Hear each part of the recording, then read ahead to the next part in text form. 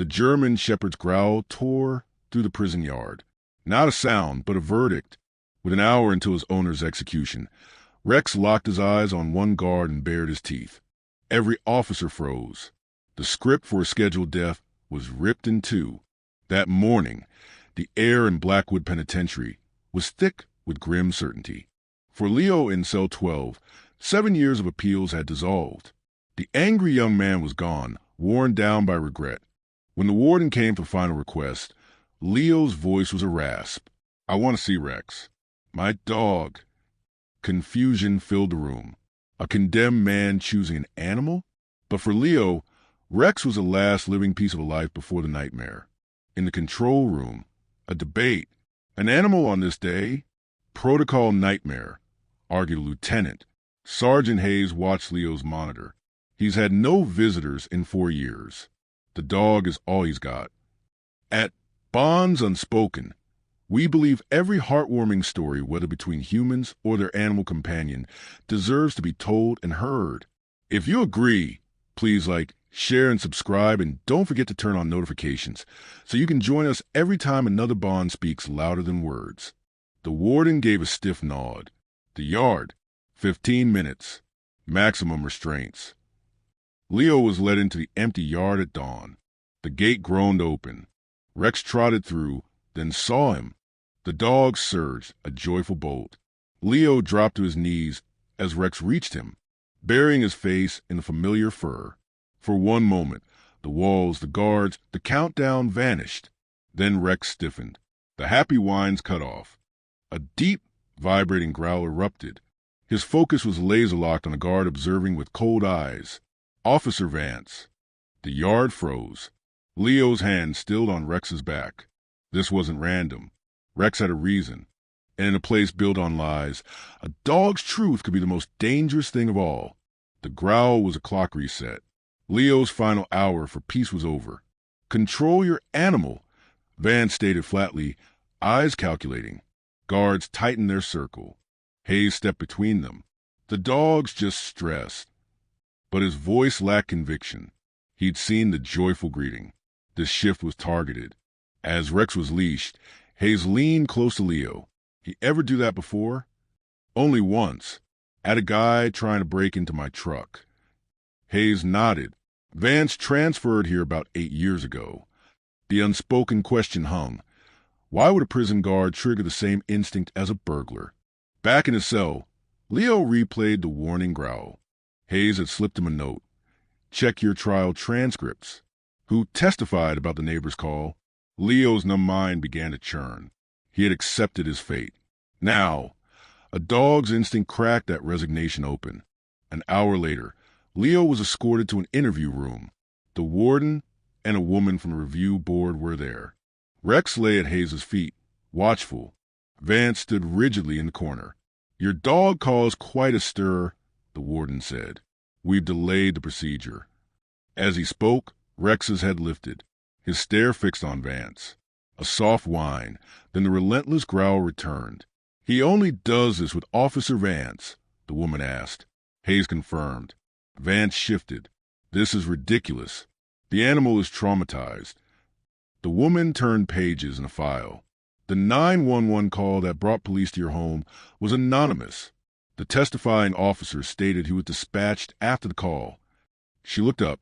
That officer was Vance, but his personal log places his patrol car near your house 20 minutes before that call was made. The room went silent. Vance's jaw tightened. "The log is paper. I was on break." "You never testified to being near the scene prior to dispatch," the woman stated coolly. "An odd omission." The warden stood. "Until this is investigated. The execution is officially stayed." The word stayed echoed. It wasn't freedom, but it was time. Leo looked from Hayes to Rex. The mission was no longer to die with dignity. He would live to uncover the truth. The stay was a shovel. Leo began to dig. Hayes smuggled in pages from the case file. The prison library's legal books became his new language. His cell wall transformed into a web of notes. A new player entered. Maya Cruz, an investigative reporter Hayes had contacted. Her first visit was skeptical. Her second, after reviewing the file and the incident report, was charged with focus. "Dogs don't hold grudges against random people," she said. "Rex smelled or saw something on Vance that terrified him that night. We need to find out what." They reconstructed the murder 8 years prior. Leo had an alibi, dismissed. The victim, a neighbor Leo had disputed with, was found in his garage. The weapon, Leo's own hammer, covered in his prints. "Your prints were on it because it was yours," Maya mused. "But what if someone else used it? They have worn gloves. Your prints would be the only ones left." She stopped. "The police report says the shed was disordered. What if the disorder was from someone looking for the right tool to plant?" The pieces clicked into a horrifying theory. What if Vance had been involved in a botched burglary? What if the neighbor later recognized him? The murder was a cover-up. Leo was the perfect scapegoat. The system pushed back. Leo was transferred. Hayes was assigned to perimeter patrol. Maya's editor received an anonymous tip questioning her ethics. They were being isolated.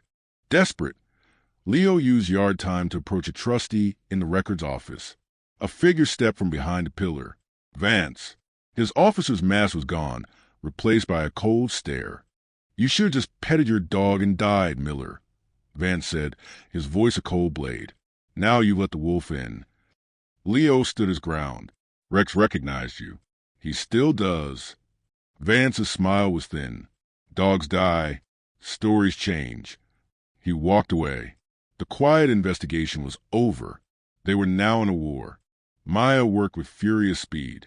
She tracked down the retired evidence clerk. "The hammer," the old man mumbled. "It came in a seal bag, but the inventory tag was the wrong color. We only use pink tags for items held over from older cases." A pink tag meant the hammer had been in evidence storage before the murder. It had been repurposed. Cross-referencing, Maya found it. The tag corresponded to a sealed box from an unsolved assault 5 years prior. The victim? A man who had filed a complaint against Officer Vance. The murder weapon had been planted from a case linked to Vance's past. The warden agreed to a drastic measure. A formal re-interview with all officers from the arrest night. Leo would be present, and so would Rex. The room was tense. Leo sat, flanked by Hayes. Rex lay at his feet, alert. Vance entered last, his eyes sweeping the room, landing on Rex. An evidence technician presented several sealed, sterile cloths. He said one contained trace material from a hammer. It was a bluff. The cloths were clean. The technician walked along the line of officers, holding each cloth open. Rex showed no interest until he reached Vance. As the technician passed the forecloth near Vance, Rex's head snapped up, a sharp woof. He scrambled to his feet, backing against Leo, a low Growl building. Vance flinched, a full-body jerk. "This is a farce," he barked, standing. The technician hadn't opened the hammer sample yet. Rex was reacting to Vance's sudden spike of stress pheromones. The warden stood. "Officer Vance, the cloth is sterile. The dog isn't reacting to evidence. He's reacting to you. The dam broke. He was going to ruin me." Vance's composure crumbled. "That neighbor, he saw everything. I just wanted to scare him, but he grabbed the hammer, and it was my hammer from the old case. It was perfect." Vance slumped, his head in his hands. Rex's growl subsided into a soft whine. He looked up at Leo, his tail giving one tentative thump. Chaos erupted. Vance was red as rights. The warden turned to Leo. "The execution is permanently stayed. Your conviction will be reviewed for immediate overturn." The meaning hit Leo in the chest. Innocent. He looked down at Rex, the loyal weight that had anchored him. The door opened not to a cell, but to a hallway leading out. The fight for truth was over. The heavy door of Blackwood Penitentiary sighed open. Leo stepped across the threshold, a free man. The sun felt foreign. He stood disoriented by the sky. The sounds. A nudge against his hand grounded him. Rex stood patiently, leash loose. A small group had gathered. Maya Cruz with a genuine smile. Sergeant Hayes in civilian clothes, a firm nod. A few advocates with a welcome home sign. No cameras. This moment was for him. The drive away was a silent movie of a changed world.